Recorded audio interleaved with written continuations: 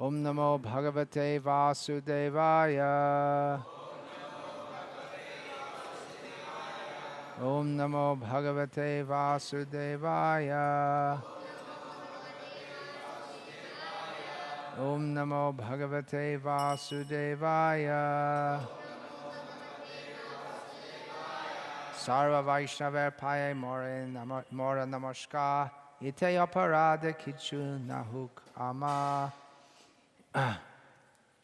Today, on the occasion of Srila Bhaktisiddhanta Saraswati Thakur's appearance celebration, Vyasa Puja, we'll read from Chaitanya Bhagavat, Adi Kanda, chapter 17, text 153. Actually, if we photo this, we can give this also, because it's also just reading. So it's written on the board. That's written in which script? Both Roman and Telugu. Is it both? Both. Who rendered it in Telugu script? Yourself. Okay. Good.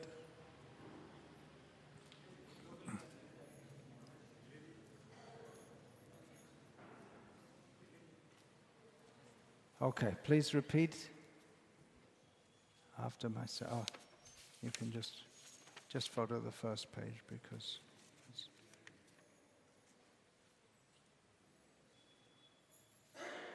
Yukta Vairagya, one of Bhaktisiddhanta Saraswati Thakur's great contributions, the elaboration of Yukta Vairagya.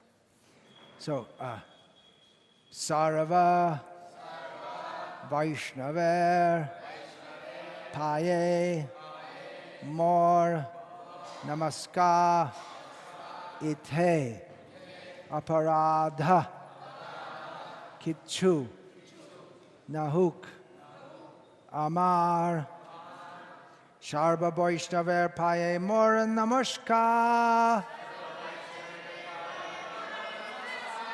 Ite Aparadha Kichu Nahuk Amar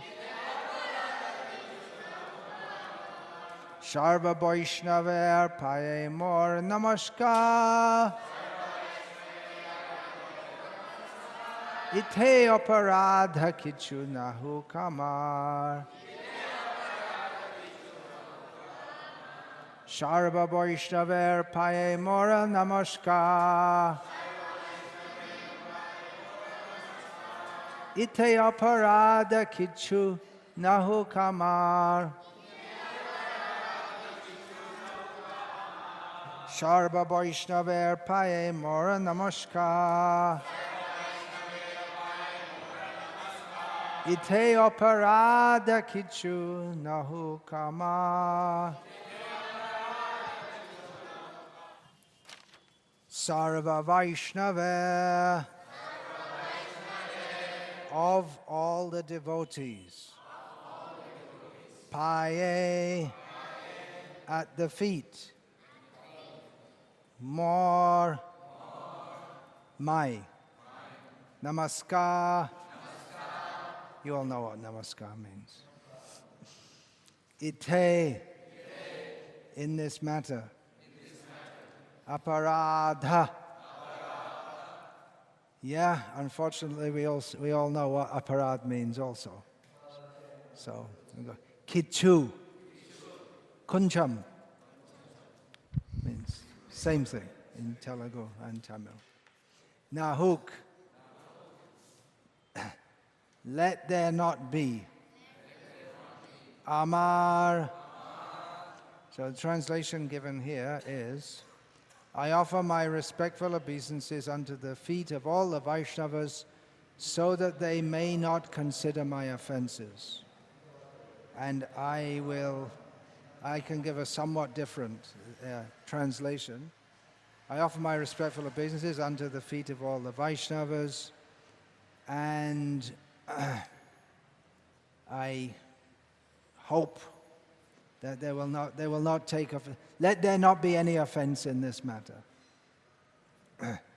In other words, may they not be offended by my offering obeisances, or may there not be any offense in my attitude. Commentary. This is translated from Srila Bhaktisiddhanta Saraswati Thakur's commentary on Chaitanya Bhagavat, which is called Gauriya Bhasha. So these words, Sarva Vaishnava Paye Mor Namaskar, they are they're the words of Vrindavan Das Thakur, the author of Chaitanya Bhagavat. Obviously the whole Chaitanya Bhagavat is written by him, but here he's writing in the first person. He's not writing that Nityananda Prabhu is saying this or anyone else is saying this. So, paraphrasing, Bhaktisiddhanta Saraswati Thakur says, accepting subordination to all Vaishnavas, I am humbly offering obeisances and praying at their lotus feet that they may not consider my offenses. Then, continuing the commentary, without understanding the purport of pure devotional service, the Prakrita Sahajyas, who are so-called devotees, consider themselves devotees or Vaishnavas. But since they are either material enjoyers or pseudo-renunciants, they are situated far away from non-duplicitous devotional service. Therefore, rather than achieving the service of Vishnu, they enjoy Vishnu's illusory energy and mistakenly accept this as service to Vishnu. By using the phrase Sarva Vaishnava in this verse, Vaishnav Acharya Thakur Vrindavan did not refer to pseudo-devotees, atheists, or Prakrita Sahajyas. He has taught everyone to accept subordination to the Vaishnavas. Aul Baul Karta Bhaja Nera Darabe Shai Shahajya Shaki Beki Shmarta Jat Goshai Otibari Churardhari Goranga Nagari Tota Kohe Eterar Shonga Nahi Kori. One should avoid,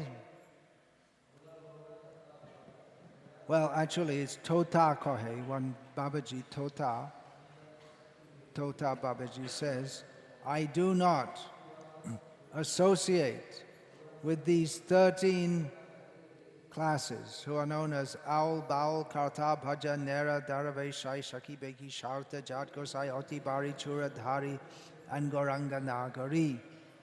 Bhaktisiddhanta Saraswati Thakur further comments, these 13 types of upper sampradayas opposed to Gaura's teachings and identified by an ancient Mahajan cannot be called pure Vaishnavas because they are purely non-Vaishnava. Giving up their bad association and accepting subordination of pure Vaishnavas has been indicated in this verse. If one offensively thinks that the word Sarva Vaishnava has been used at this place out of humility to indicate all human beings, then it is to be understood that such a foolish person is overwhelmed by the illusory energy of Vishnu and qualified to receive the title of Asura, demon.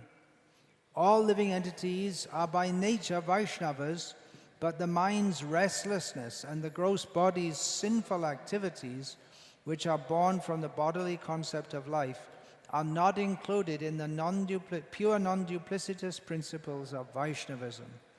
Acceptance of subordination to the pure Vaishnavas and encouraging Vaishnav aparad born from the external enjoying propensity are never the same.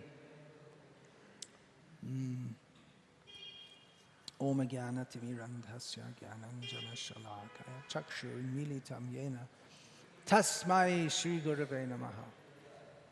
Nama Om Vishnu Padaya Krishna Praishtaya Bhutale Srimate Bhaktivedanta Swami Iti Namine Namaste Sarasvate Deve Gauravani Pracharne nirvishesha shunyavadi paschatya deshatarne.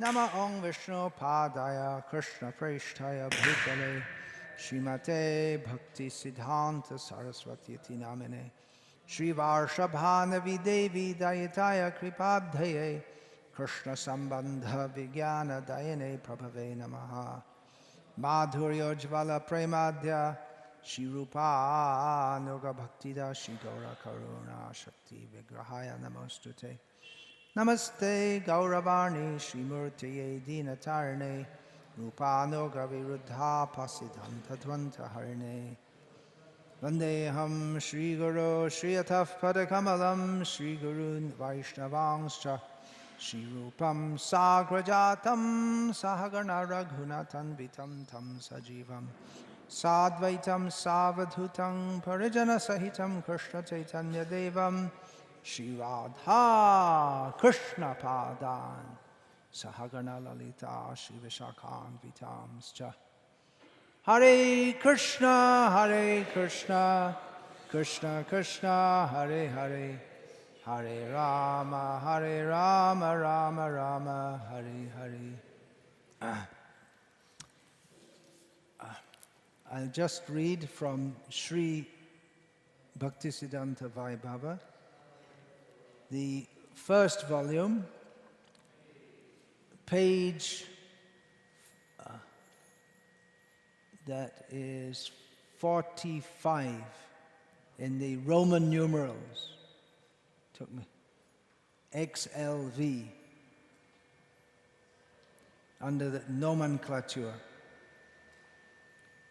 You know how to read Roman numerals? I had to think about it a little bit myself. XLV. The X before the L means 50, the X before it means take off 10. And, oh, so it's page, 44. Is that what I said? 45, sorry, with the V means a 5. How did the Romans do multiplication? It's impossible, huh? They must have done it because they built viaducts and all kinds of things. Roads, they must have had mathematics. Well, we won't waste our time wondering about that. Did you find it? Okay. So I'm reading from what Bhaktisiddhanta Thakur said about Saraswati Puja. Today we are doing Saraswati Puja. It's not the day of Saraswati Puja, is it? Well, it is. Tune in. He stated, on Gaura Shukla Panchami, the 5th day of the bright fortnight of Magh, the day of Saraswati Puja, children perform worship for the sake of gaining materialistic knowledge, apara vidya. And we, members of the Gauriya Math, offer such worship through the hand of Vyasa to the goddess of spiritual knowledge, Paravidya, on the 5th day of the dark fortnight of Magh, Krishna Shukla Panchami, the day of Srila, which means this day. So it's 2 weeks different, or eight paksha difference.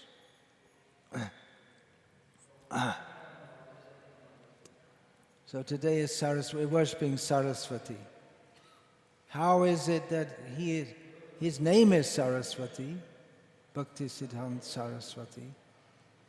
How is he Saraswati? Well, that's discussed in a section here. Even before the book begins, his names are discussed, and his very names they're not just some. Just like you have to give a child something. Your child is born, you have to give a name, or 2 names, or 3 names. So you have to give some name.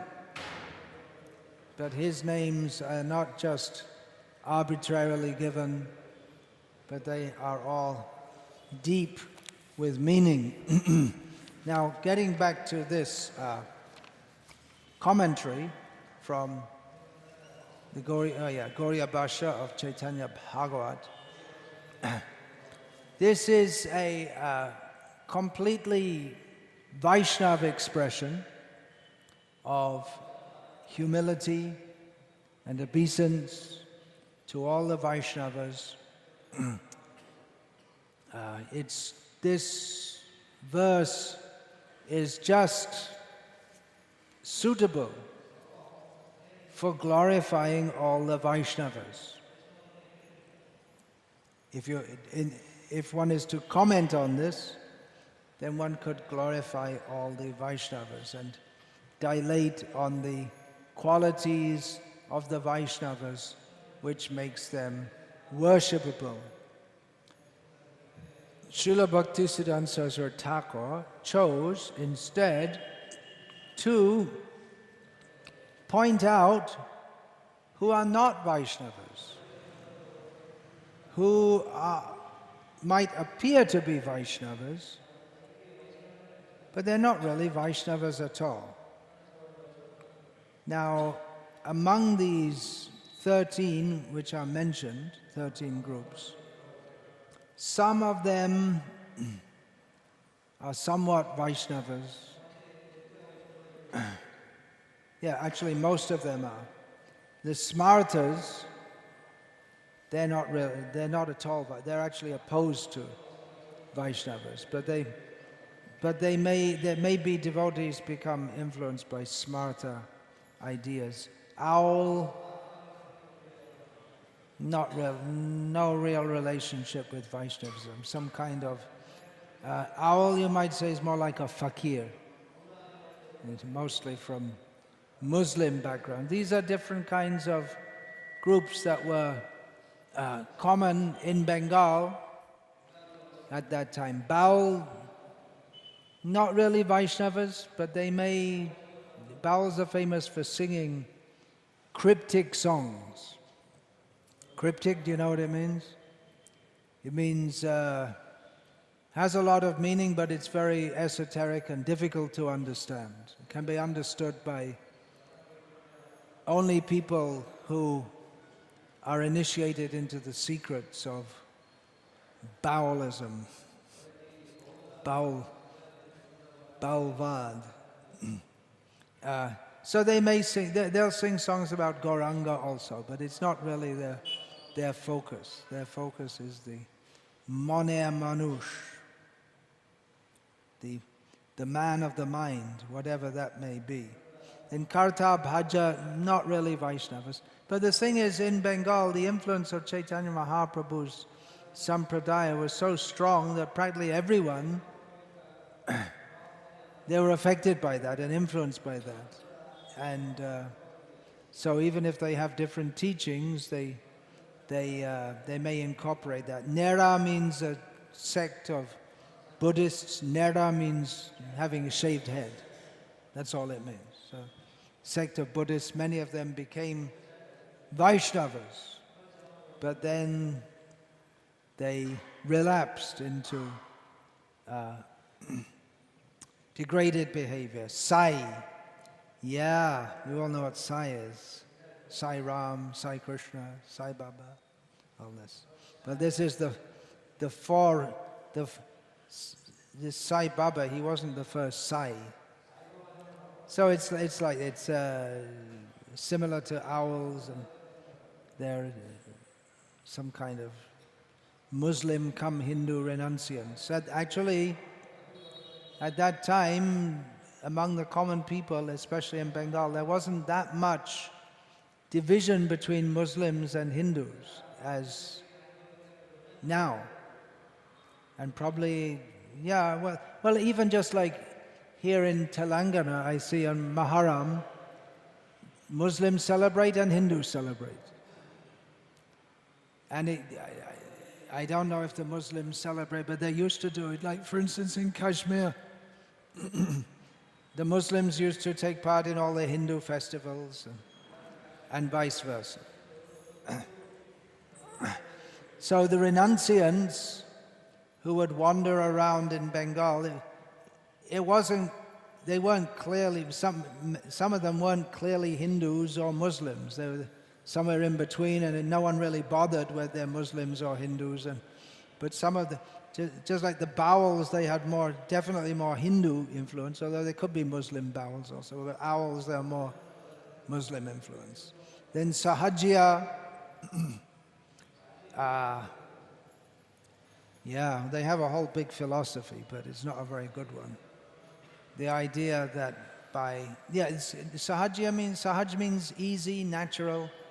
So instead of trying to repress sexual tendencies, they indulge in them with the idea of attaining prem by doing so. Somewhat derived from Tantrism, the idea in left-wing Tantrism is that one has to do all the sensual activities in the most extreme and socially rejected manner. For instance, having sexual intercourse with a corpse. Any takers? Anyone interested? I don't think so.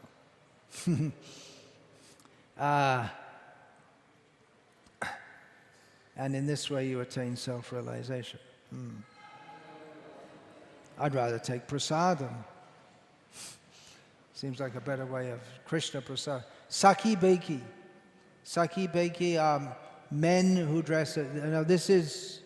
Yeah, Sahajya, they're definitely... Those in the first line, Al Bal Kata Bhaja Nera Darabe Shai, they have some relationship with Chaitanya Mahaprabhu's movement, not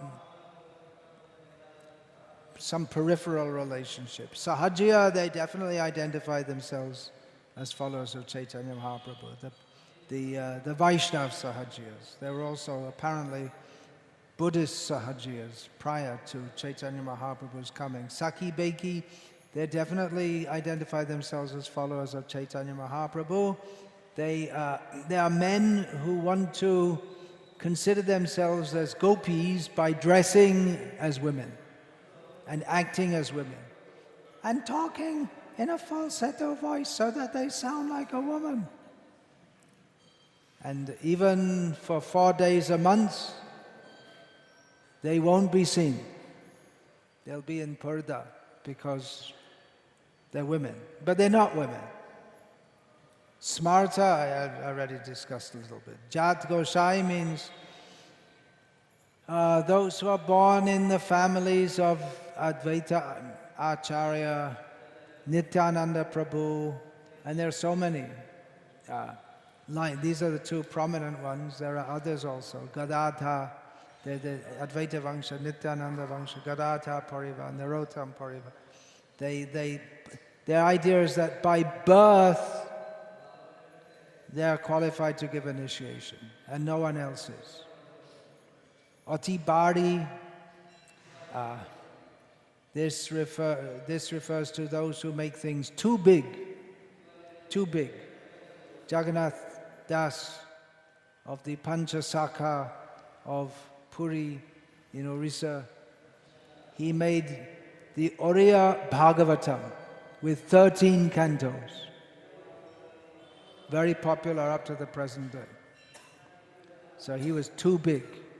He had too big opinion of himself. And there was other, Ramchandra Kaviraj. So Churadhari, they dress as Krishna. And they dance with the Saki Bekis, who dress as gopis. Gauranga Nagari, they have the idea that just as Krishna is the enjoyer of the young women of Vraja, so Chaitanya Mahaprabhu was the enjoyer of the young women of Nadia. So Bhaktisiddhanta Saraswati Thakur says that they're all Gaura Virodhi. They're all opposed to Chaitanya Mahaprabhu. So when Vrindavan Das Thakur says that I offer my obeisance to all the Vaishnavas, Bhaktisiddhanta Saraswati Thakur finds in this that he is, by saying so, distinguishing the real Vaishnavas from those who pose as Vaishnavas, who are not really Vaishnavas. So this is a major feature of the personality of Bhaktisiddhanta Saraswati Thakur. The essence of his personality is that he is Sri Varshabhanavi Devi Dayata Das. He identifies himself as the servant of Krishna, who is the lover of Radharani. He didn't use the name Radharani much. He didn't say he would say Sri Varshabhanavi in a very, which indicates his, this is all discussed in Bhaktisiddhanta Vaibhav, which indicates his intimate yet respectful relationship with her in his gopi form as Nayan Manjari. She is Nayan Mani Manjari, sorry, Nayan Mani Manjari. Nayan Mani, do you say this in Telugu? Do you have this saying? Yeah. In English they also say the apple of someone's eye, or the cynosure of all eyes. So Nayan Mani means the jewel of the eye. In other words, what Radharani likes to see in her eyes is Krishna. So Nayan Mani Manjari means she is the personification of Radha's eyes, or her looking. She likes to see Krishna. So, in his form in the spiritual world of Vrindavan, he is in this gopi form, and here on this plane, as follower of Chaitanya Mahaprabhu in his sampradaya, one of the main features that we can understand from him is Rupanuga Viruddhapasiddhanta Dvanta Hari. He is the remover of the darkness which is brought about by the wrong conclusions, those conclusions which are opposed to those conclusions accepted by the Rupanugas, the followers of Rupa Goswami, which is a name for the Chaitanya Mahaprabhu's sampradaya. They're called Rupanugas, followers of Rupa Goswami, not called Chaitanyanugas. The point is that we have to follow Chaitanya Mahaprabhu through Rupa Goswami, not through others. Just like this, I mentioned that Jagannath Das of Orissa. He and his cohorts, they all claim to be associated with Chaitanya Mahaprabhu, but in the Gauriya literature we don't find any mention of them. Their teachings were mixed with Mayavad. So, Bhaktisiddhanta Saraswati was very strongly opposed to all this deviation. It's a salient feature of his personality. If we're to discuss his activities, then a major feature is that he opposed all the wrong teachings of all the people who claimed to be followers of Chaitanya Mahaprabhu, but were deviated from the path of Rupa Goswami, who defined pure devotion as anyabhilashita shunyam jnanakamadyanavritam anukulyena Krishnanushilanam bhaktiruttama. Pure devotional service to Krishna must be free from all extraneous desires, which, although they are unlimited, they fall under two major categories. The desire for sensual amelioration, mental, for worldly pleasure, and the other major category is the desire for liberation from this world. Liberation without reference to Krishna. So Bhaktisiddhanta Saraswati Thakur stood very strongly opposed to this. Prior to him, Bhaktivinoda Thakur had also taken this up. Of course, for many years together, they practiced Krishna consciousness as not exactly as father as son, more like guru and disciple. Bhaktivinoda Thakur had started the work of delineating who's a devotee, who's not, who's only pretending. Even prior to him, these two verses, Aul Baul Karta Bhaja, these were spoken by Tota, one Babaji of Navadvip. We don't have information of him beyond that. Bhaktivinoda Thakur quoted him. Prior to that, we had Vishwanath Chakravarti Thakur. He, in that verse, Tadashmasaram hridayam batedam, that one's heart, if one does not cry upon chanting the holy names, then his heart is steel-framed. But Vishwanath Chakravarti Thakur points out in the purport that there are pseudo-devotees who make a show of crying. So at the time of Vishwanath Chakravarti, there were also bogus devotees.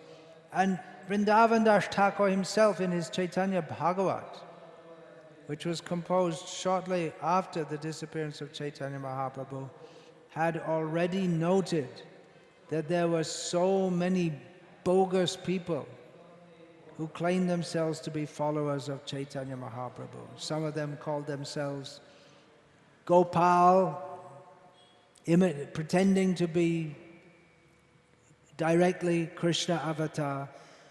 And there are various other people who were misusing Chaitanya Mahaprabhu's teachings for their own sense gratification. But Bhaktisiddhanta Saraswati Thakur most strongly took up the fight against all these deviations. Apasampradaya means they're sampradaya, but they're not on the right line. Apasiddhanta. They may have some, every sampradaya, whether bogus or bona fide, has one of its, or practically the main distinguishing feature is its teachings and its philosophy. So the apasampradayas, they have apasiddhantas. Wrong ideas lead to wrong action.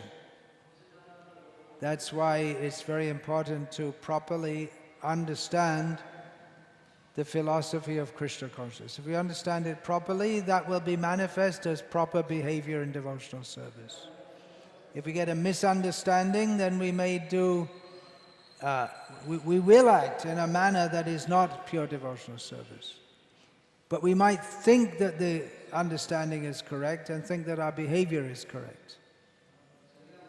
All these different groups, they all thought. Gauranga Nagari thought, well, we're following Chaitanya Mahaprabhu in the best way.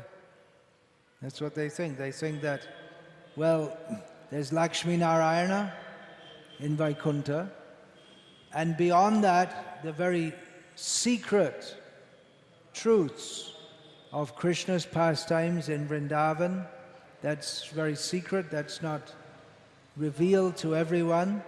And beyond that, even more confidential, is that, hand on the mouse, even more confidential, is that Krishna has come himself, Radha Bhavadyuti Suvalitam Naumi Krishna Swarupam. He has come as combining with Radha, Anta Krishna Bahir Gora. Internally he's Krishna, externally he's golden. So he comes to relish the feelings of Srimati Radharani, her feelings for Krishna.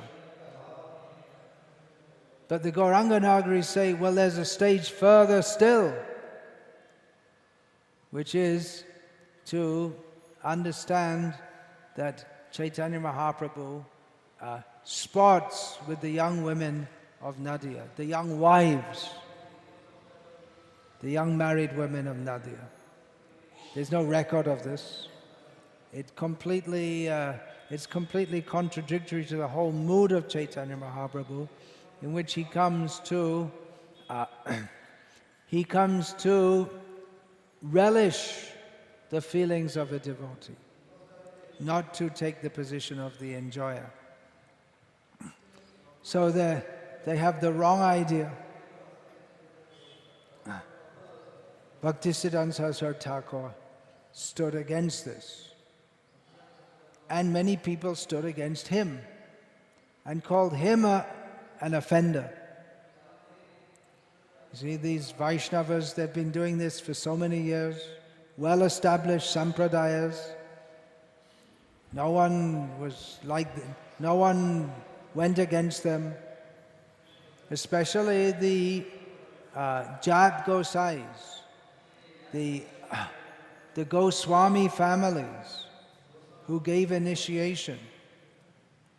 They were like family gurus all over India. Everyone had their family guru. And even Srila Prabhupada writes that in Vedic culture, every family has their acharya. He writes about that in the Krishna book. So they acted as family gurus to those members of Bengali society especially, mostly in Bengal, also in Assam, Manipur, Tripura, Orissa, to those who identified themselves and were identified by others as Vaishnavas. They would give, orthodox Vaishnavas, they would give initiation. And it was the same as any family line gurus, that the guru would give initiation to one family, everyone in that family takes initiation from that guru. And when the guru dies, his sons, they initiate the next generation in the family, and it goes on generation by generation, like that. It's not necessarily a bad idea. There's nothing inherently wrong in it. If the guru is giving Krishna consciousness and the family members are serious to follow, but it has the potential or the likelihood to degrade into simply some formality. And that's what Bhaktisiddhanta Saraswati Thakur was pointing out, that the gurus are not actually, in many cases, they're not actually instructing their disciples or demanding of them the behavior required of a Vaishnava.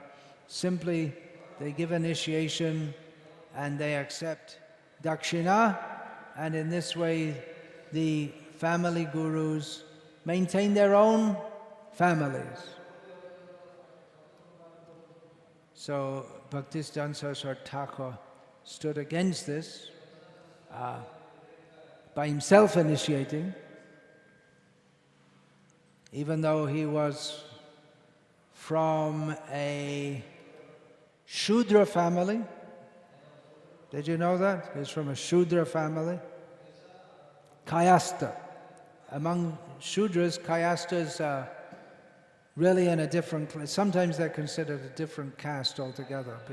But they're not really, but they're very different to blacksmiths and shepherds and the other uneducated. They're highly educated.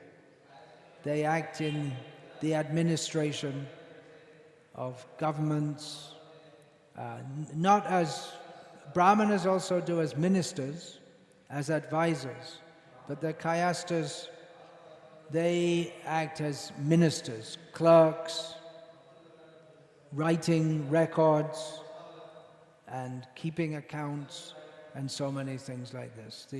The origin of the Brahma Kayasthas, in the family of which Bhaktivinoda Thakur appeared, well, the origin of them is Chitragupta, who's the record keeper for Yamaraj. So, Bhaktisiddhanta Saraswati Thakur, although ostensibly from a Shudra family, he was obviously greater than any formal Brahmana, and he initiated and gave the sacred thread of a Brahmana to people from non-Brahmana families, which caused a big stir. In many ways, he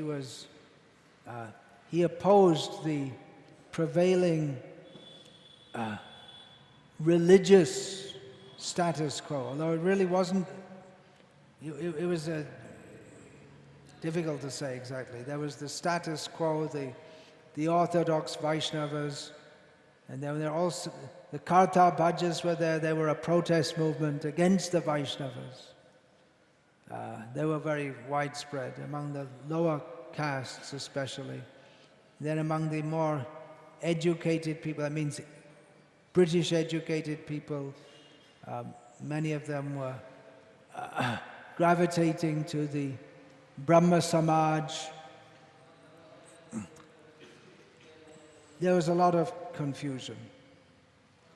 But Bhaktisiddhanta Saraswati Thakur, he stood against everything which was opposed to the teachings of Rupa Goswami, which means everything in the world, and especially the conclusions that were opposed to the teachings of Chaitanya Mahaprabhu. So many people they're very upset with this, as you can imagine. Why would he attack the caste Goswamis, who were within Vaishnava society? They were well respected, they'd been established for generations. Well, Vaishnava society, although widely spread at that time in Bengal, had a very bad reputation among people who believed in morality, and morality was a big issue at that time. Due to the British influence, the British Victorian influence, if you know the word Victorian with all its baggage, with all its, what's the word, with all its subtle meanings, Victorian means very moralistic. And the British, they asserted their right to rule over India on the basis that we are civilizing the Hindus, because we are very moral and they're immoral. You see, they have this widow burning and Devi Dasis, prostitutes in the temple, and these Vaishnavas in Bengal, they say Vaishnavas, they have no morality. Vaishnava was an insult among many people. That means people, because Chaitanya Mahaprabhu had said that there's no caste, we don't follow well, not exactly he said there's no caste, but he said it doesn't matter in devotional service. And he also pointed toward the love between Krishna and the gopis, parakya bhav, between a man and others' wives. So people took advantage of this to say that we're following Chaitanya Mahaprabhu and we're indulging in sexual activities which would normally not be allowed in respectable society. That a man would have sexual relationships with other people's wives, or in other ways, with widows, all kinds of rejected things. So the status of Vaishnavas was very low, was considered very low, but Bhaktisiddhanta Saraswati Thakur was very critical of those who misused the teachings of Chaitanya Mahaprabhu to further their own materialistic ends, whether gross or subtle. So in this, one of the things that he achieved by doing so was to distinguish himself from those Vaishnavas who are not following properly. He wanted to establish that Vaishnava is the most dignified position. But to do so, he would have to differentiate himself from all other groups who were known as Vaishnavas, which is another reason that he had to separate himself. He separated himself even from the other followers of Bhaktivinoda Thakur. Some followed him, some of the followers of Bhaktivinoda Thakur followed him, but mostly they didn't. And he said that they had not understood Bhaktivinoda Thakur. And he certainly, by founding the Gauriya Math, by taking sannyas, by preaching widely, by mixing with English people,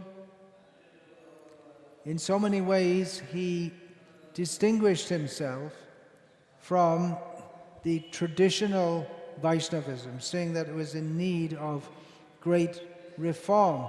He also distinguished himself from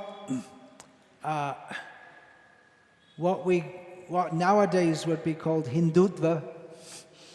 It was somewhat different at that time. It was Hindutva, that term came up later, but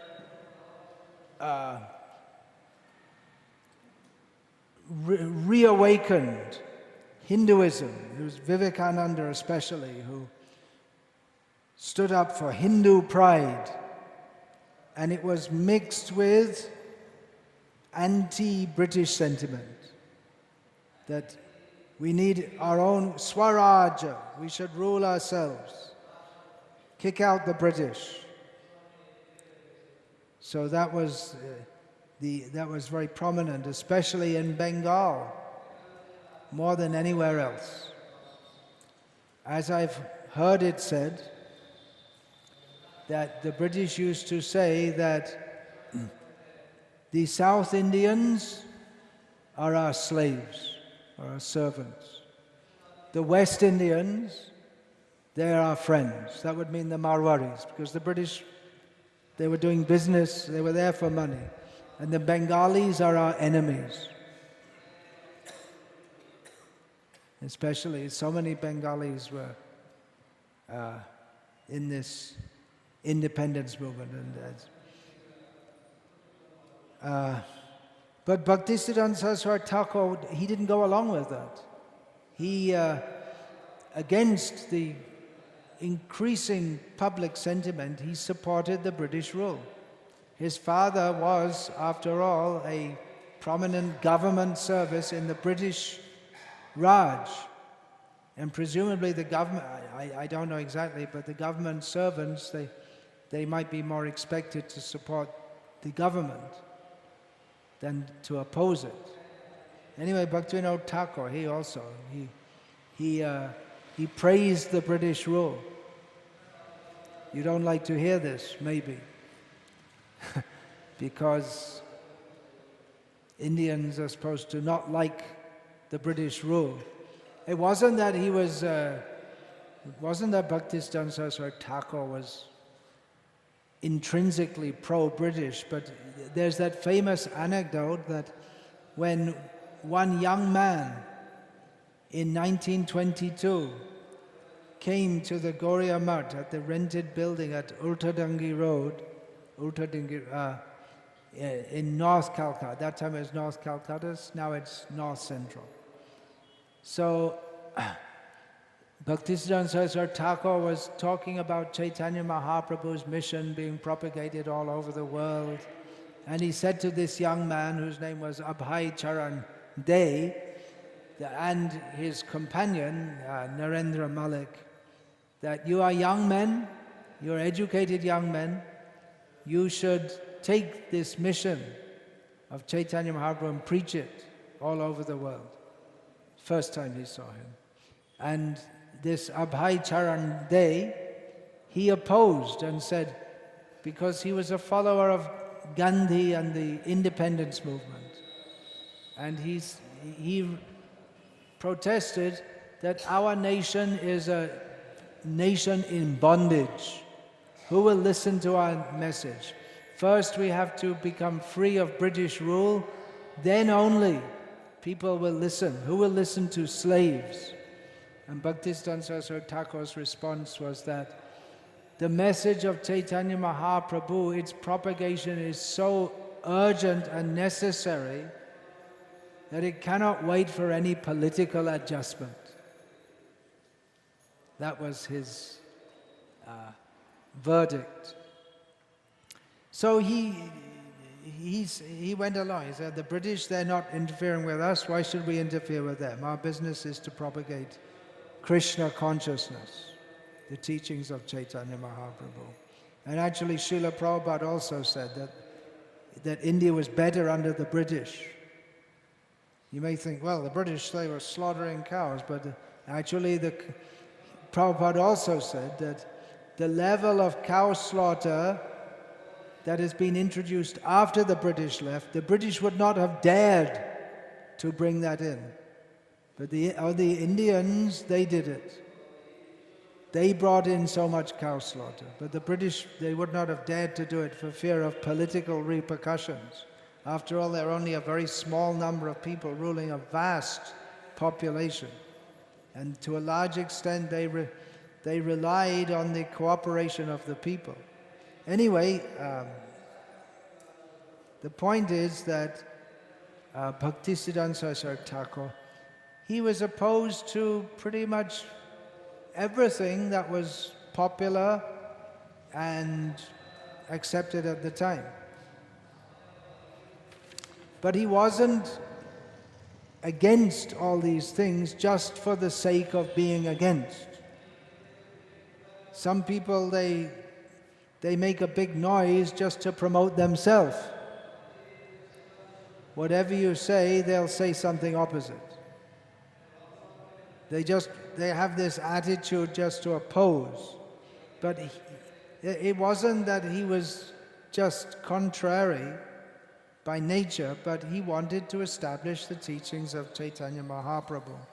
And to do that, he had to point out that everything that's going on in the world presently is against the teachings of Chaitanya Mahaprabhu.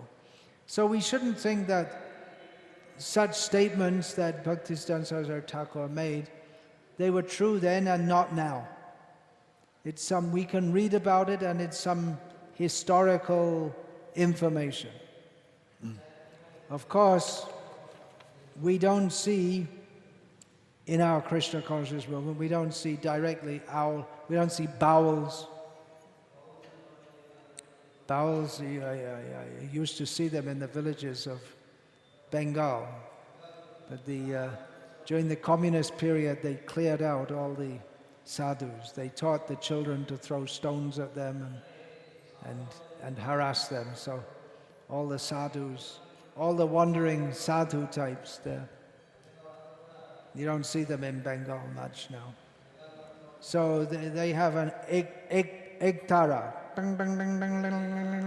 They play this little instrument and they sing their songs. They're dressed in an unusual manner. They have long hair and they have their They usually have their sevika with them, some female bow. We don't see that, not exactly like that. Karta Bhaja is a particular group with a particular philosophy in which they worship the Guru as God. You don't see that. Daravesh, that's also kind of Muslim mendicant. Daravesh means fakir. No, you must have here also. Is it? In the Telugu speaking, all over India, pretty much, you'll find this. So we don't have Jat Gosais, caste Goswamis in ISKCON. So we may think, well, this is all out of date. Maybe it's still there in Bengal, but it doesn't relate to us in ISKCON all over the world. But the point is that they're all deviating from the pure teachings of Chaitanya Mahaprabhu. And there are innumerable ways to do so. So although we may not get an outcrop of bowels and caste Goswamis in ISKCON, we may get smartas, not very likely, because smartas means those who are too much attached to rules and regulations. It's more like the other way. Prakrita Sahajiyas, those who don't like to follow rules. Actually, in my experience, the Prakrita Sahajiyas, they may follow many rules, little rules, but the main ones like no illicit sex, they don't follow. In their idea, what we would call illicit sex is a spiritual activity. Hare Krishna. So, there will be deviations. It's foolish to think that there will not be deviations, because this whole world is a deviation from Krishna's desire. And the whole of Hinduism is a deviation from the actual teachings of the Vedas. The actual teachings of the Vedas are Vaidescha Sarveraham Eva Vedyaha, to follow Krishna. But there are so many different philosophies, so many different sampradayas. How is that? Because, hand on the mouth, tell him what to do. Someone tell him what to do. Go watch that. No, this, who's this with the cake hairstyle and the... You had your hand on your mouth? Please go and wash it. Parampara. I learned it from Prabhupada. So, yeah, there are so many ways to reinterpret to avoid Krishna. Hinduism is an elaborate arrangement to avoid Krishna. And there may be some who worship Krishna, but not too much. There are pure Vaishnavas also, but pure Vaishnavas are not Hindus. Pure Vaishnavas are Sarvopadi Vinirmuktam Tatparatvena Nirmalam Hrishikena Hrishikesha Sevanam. Hrishikesha, Bhakti Ruchate. Real Vaishnavas are beyond all material designations, including that of a Hindu. They're fully dedicated to serving Krishna, the master of this. They fully engage their senses in serving the master of the senses, who is Krishna. And after the appearance of any powerful or influential philosopher or religious leader, there are always so many different opinions about how to follow. After Christ, there were so many different groups that came out, all saying that they're following Christ. And it's still going on, the fissuring or splitting of new groups with all different ideas. After Muhammad, there are two main groups which came out. the Sunni and Shia, but there were other groups also. And even within Sunni and Shia, there are so many different groups. So, after Srila Prabhupada, after Chaitanya Mahaprabhu, immediately, as Vrindavan Das Thakur states in Chaitanya Bhagavat, immediately there were people who were misrepresenting him. One major point that comes up in Chaitanya Bhagavat, especially, and also in Chaitanya Charitamrita, was that there was many devotees who said, yes, we fully accept Chaitanya Mahaprabhu as the personality of Godhead, but they didn't accept Nityananda Prabhu. It was obviously a major point of contention, because Vrindavan Das speaks very strongly against them. And that comes up again in Chaitanya Charitamrita. Practically by writing these books, which they became most, this became most influential. There was a major factor in establishing. I can postulate that a major factor in establishing that Brajendra Nandan Jai Shachi Shuta Hoilo Shai Balarama Hoilo Nitai. Just as this was, what I just stated was stated by Narottam Das Thakur, who came not long after Chaitanya Mahaprabhu. So he stated also that just as Krishna has come as Gaura, Chaitanya Mahaprabhu, so Balaram has come as Nityananda. So this is the orthodox or proper teaching. Who is to say what's orthodox? Everyone may say we're orthodox. Practically orthodox means that which is accepted by the large group over a long period of time. Otherwise, who's to say what's right and what's not right? Not that truth is relative, but it's just talking in terms of how people perceive different groups. So, after Chaitanya Mahaprabhu, there were so many different opinions. There was the Keturi Mahotsav, in which all the different Vaishnavas, not all of them, certain Vaishnavas were invited, and they had a conference, and they sorted out various theological issues, and in this way some overall unity in understanding the teachings and practice given by Chaitanya Mahaprabhu. Some overall unity was achieved. Also very important was Jiva Goswami's penning the Shat-Chandarbha, which gives all the Siddhantas, philosophy, teachings of Chaitanya Mahaprabhu in a systematic way. So, the orthodoxy can be said that which follows Jiva Goswami. But then again, Vishwanath Chakravarti Thakur didn't accept certain teachings of Jiva Goswami.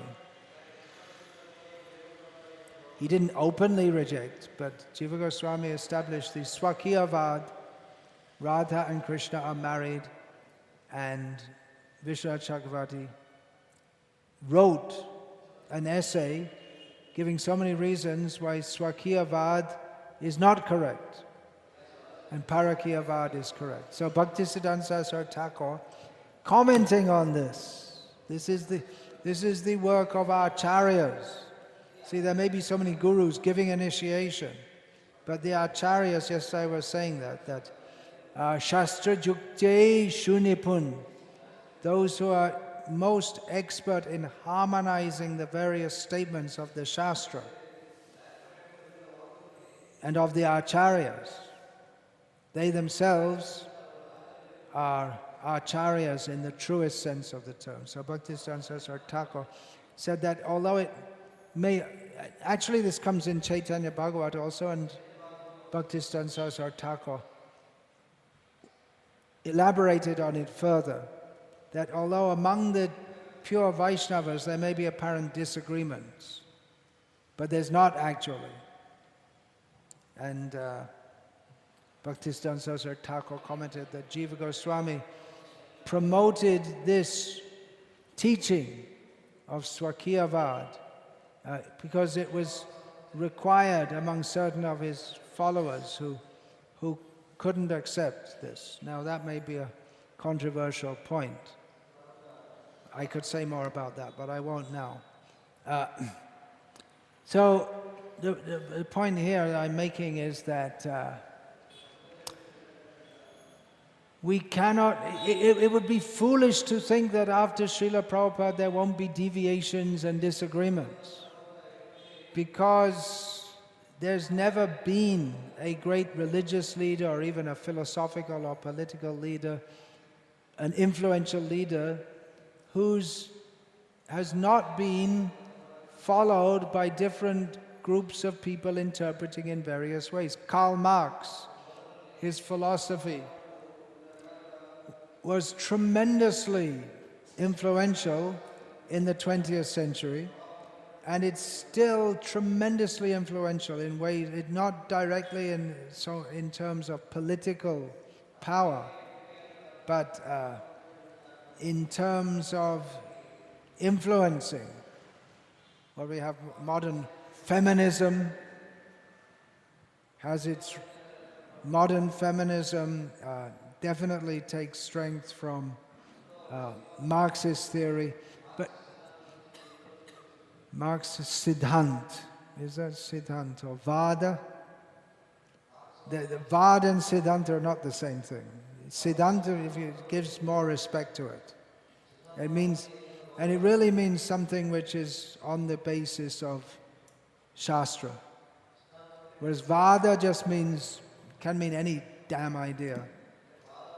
So that's why we say Ritvik Vada, not Ritvik Siddhanta. We don't give it that much respectability, which it doesn't deserve. Now it may be in Telugu that the word Siddhanta is used in a very broad way, but that's also one of the contributions of Bhaktisiddhanta Saraswati Thakur, that he wanted to define words precisely, because without defining words precisely, we can't understand things precisely.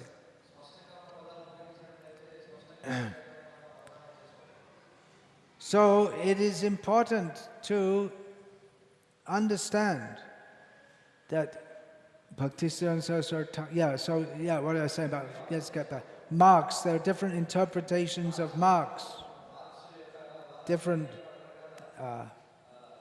enactments of Marx's theories. So it would be foolish to think that, well, anyone who says Jai Prabhupada is actually following Prabhupada in the way that he wanted us to follow, or the way that he wants us to follow. We should be alert and awake to see and understand what is actually following and what isn't. That is something we can particularly meditate on this day when we celebrate the appearance of our Acharya, Srila Bhaktisiddhanta Saraswati Thakur.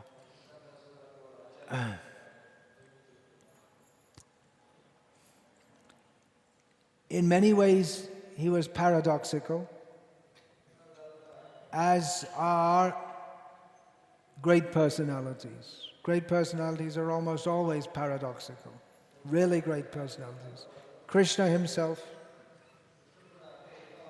yada yada hi dharmasya, he comes to establish dharma,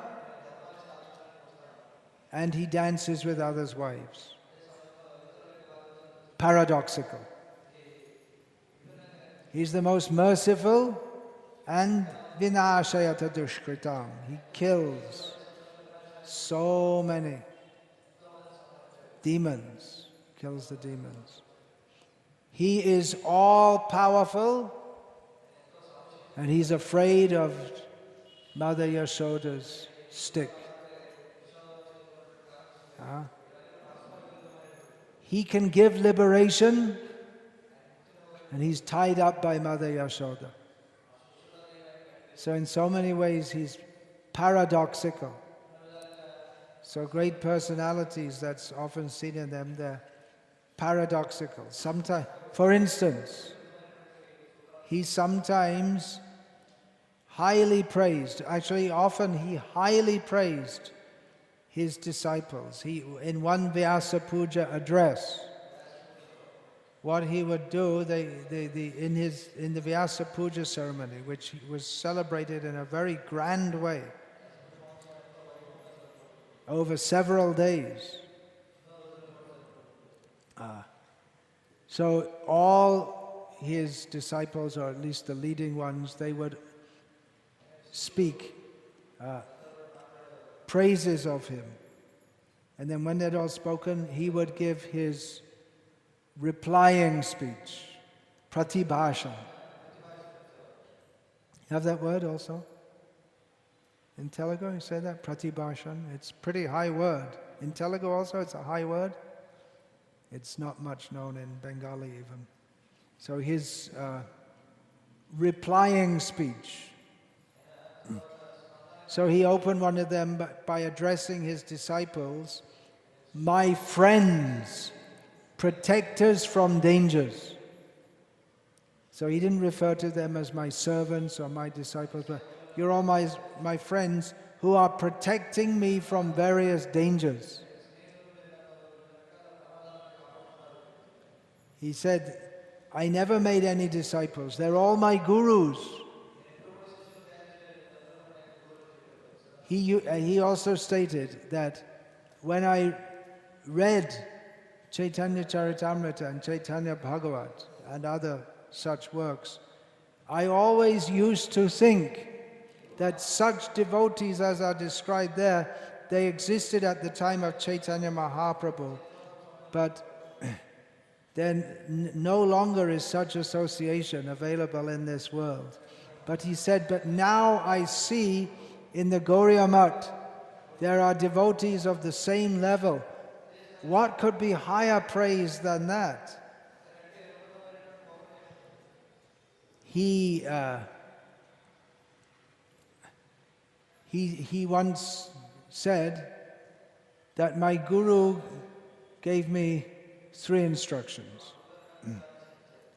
Not to go to Calcutta.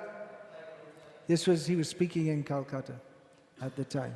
Not to go to Calcutta, not to make disciples. And what was the other one? I can't remember. I just remember these 2 which are relevant here. I should have done my homework. I made this book. I was allowed to compile this book. I can't say I made this book. So I can't remember everything. I didn't do my homework. So anyway, these 2 which are... So he said, I followed these orders. Speaking in Calcutta, he said, I never went to Calcutta.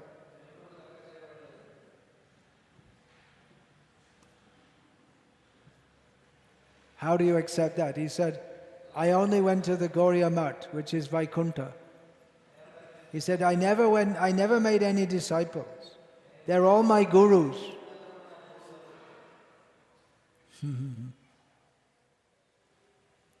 At the same time, he warned about what could happen.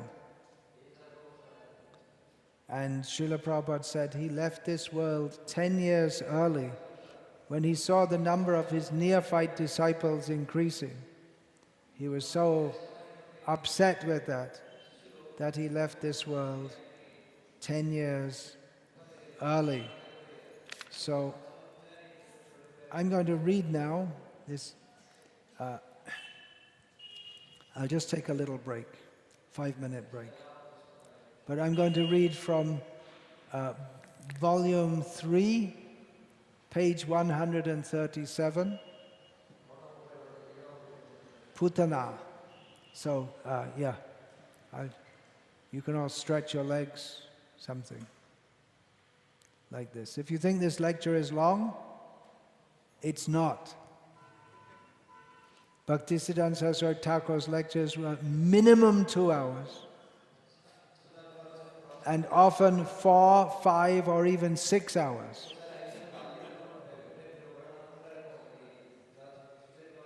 So this is just a little chit-chat.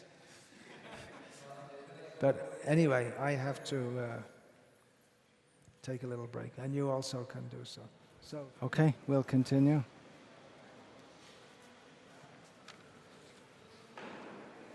Hare Krishna. So we'll continue.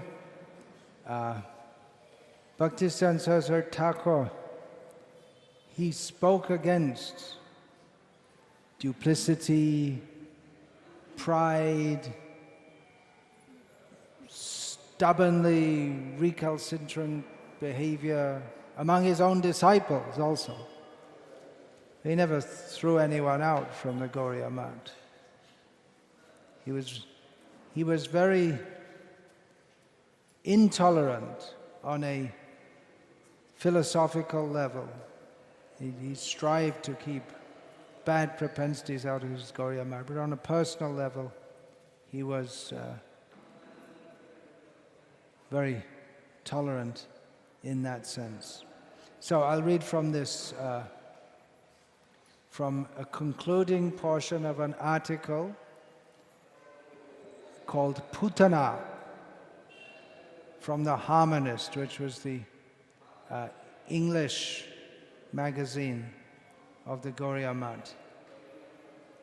So from this article, from this reading, well, you have to listen very carefully to follow it at all. From this you can understand how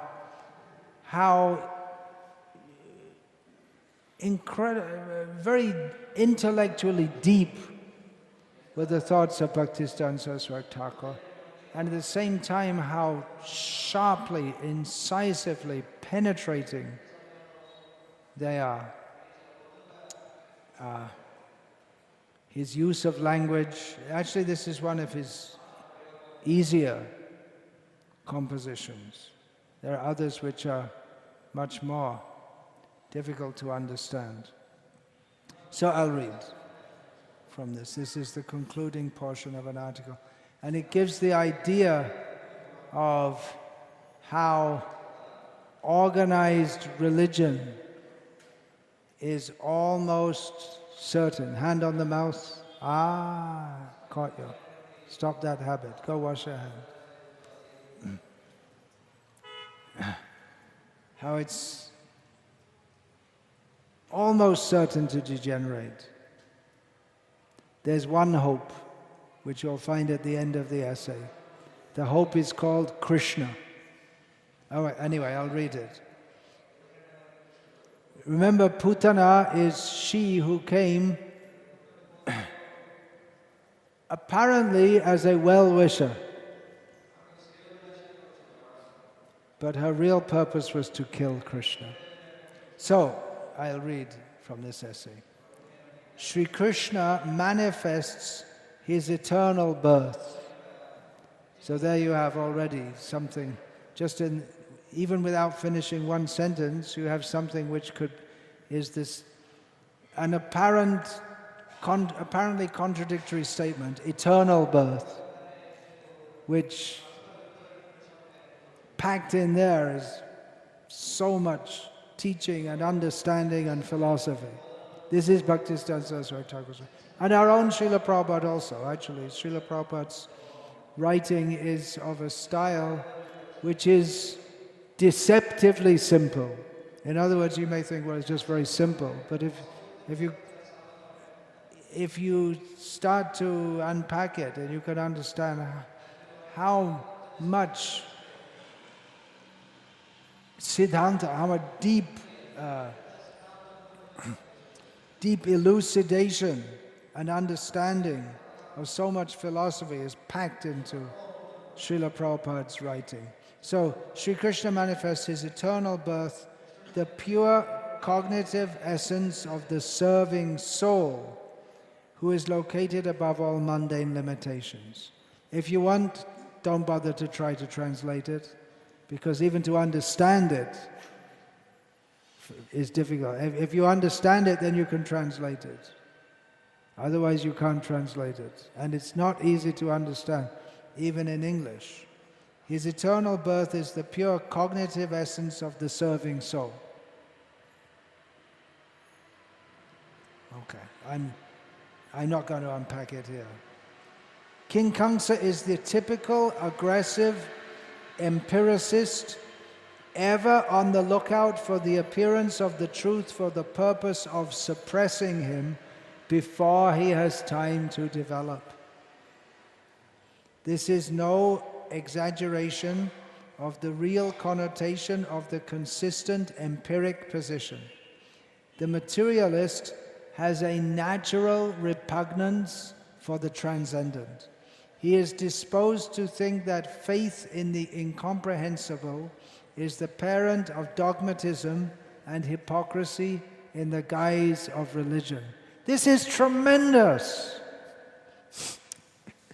This is tremendous. Bhaktisiddhanta Saraswati Thakur just unmasking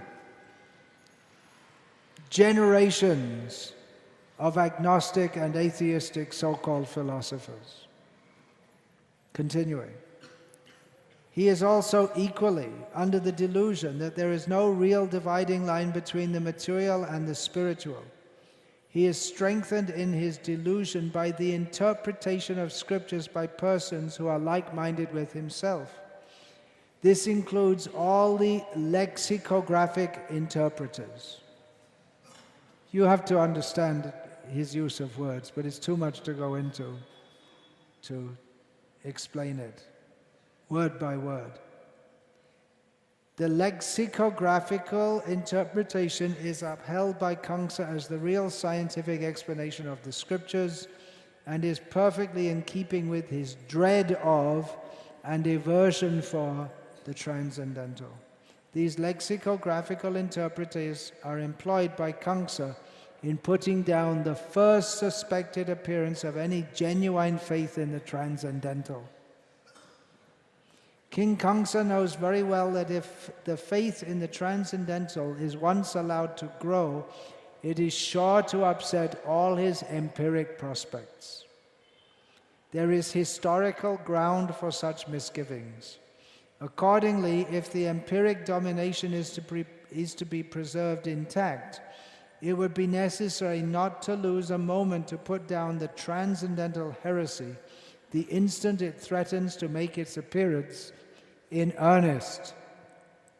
King Kamsa, acting on this traditional fear, is never slow to take the scientific precaution of deputing empiric teachers of the scriptures, backed by the resources of dictionary and grammar and all empiric subtleties, to put down, by the show of specious arguments based on hypothetical principles, the true interpretation of the eternal religion revealed by the scriptures. Kamsa is strongly persuaded that faith in the transcendental can be effectively put down by empiricism if prompt and decisive measures are adopted at the very outset. He attributes the failure of atheism in the past to the neglect of the adoption of such measures before the theistic fallacy has had time to spread among the fanatical masses. You probably, just hearing this, it's difficult to understand. If you read it, you could maybe have a better idea. But this is the writings of a transcendental genius. His thought level is aprakrita, beyond the material. But Kamsa is found to count without his host. When Krishna is born, he is found to be able to upset all sinister designs against those who are apprised by himself of his advent. The apparently causeless faith displayed by persons irrespective of age, sex, and condition may confound all rabid empiricists who are on principle averse to the absolute truth, whose appearance is utterly incompatible with the domination of empiricism. But no adverse effects of the empiricists, whose rule seems till then to be perfectly well established over the minds of the deluded souls of the world, can dissuade any person from exclusively following the truth when he actually manifests his birth in the pure cognitive essence of the soul. Putana is the slayer of all infants. The baby, when he or she comes out of the mother's womb, falls at once into the hands of the pseudo-teachers of religion. These teachers are successful in forestalling the attempts of the good preceptor, whose help is never sought by the atheists of this world at the baptisms, of their babies. This is ensured by the arrangements of all established churches of the world. Who are the assistants of Putana? The established churches of the world. They have been successful only in supplying watchful Putanas for effecting the spiritual destruction of persons from the moment of their birth with the cooperation of their worldly parents. No human contrivance can prevent these Putanas from obtaining possession of the pulpits. The bogus spiritual leaders, you're not going to stop them. They're going to take over the religious organization. This is due to the general prevalence of atheistic disposition in the people of this world. The church, listen to this is a real classic. Listen to this sentence. The church that has the best chance for survival in this damned world is that of atheism under the convenient guise of theism. So if we want ISKCON to survive, we should promote atheism in the guise of theism. Practically, that is the policy. ISKCON has to go on. Just see. The churches have always proved the staunchest upholders of the grossest form of worldliness from which even the worst of non-ecclesiastical criminals are found to recoil. It is not from any deliberate opposition to the ordained clergy that these observations are made. The original purpose of the established churches of the world may not always be objectionable, but no stable religious arrangement for instructing the masses has yet been successful. The Supreme Lord Sri Chaitanya Mahaprabhu, in pursuance of the teachings of the scriptures, enjoins all absence of conventionalism for the teachers of the eternal religion. It does not follow that the mechanical adoption of the unconventional life by any person will make him a fit teacher of religion. Regulation is necessary for controlling the inherent worldliness of conditioned souls, but no mechanical regulation has any value, even for such a purpose. The bona fide teacher of religion is neither any product of nor the favorer of any mechanical system. In his hands, no system has likewise the chance of degenerating into a lifeless arrangement. The mere pursuit of fixed doctrines and fixed liturgies cannot hold a person to the true spirit of doctrine or liturgy. Then again, another zinger, next line coming up, or next paragraph. The idea of an organized church in an intelligible form indeed marks the close of the living spiritual movement.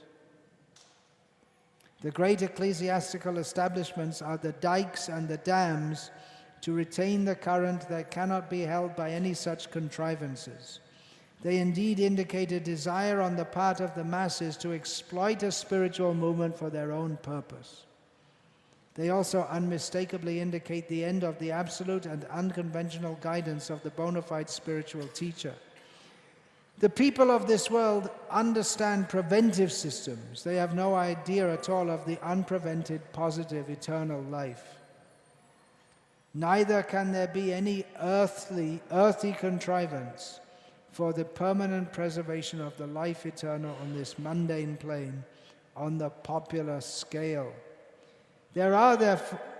Those are therefore greatly mistaken who are disposed to look forward to the amelioration of the worldly state in any worldly sense from the worldly success of any really spiritual movement.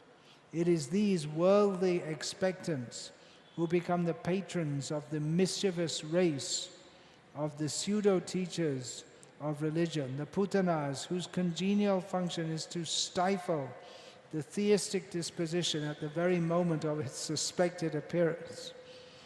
But the real theistic disposition can never be stifled by the efforts of these Putanas.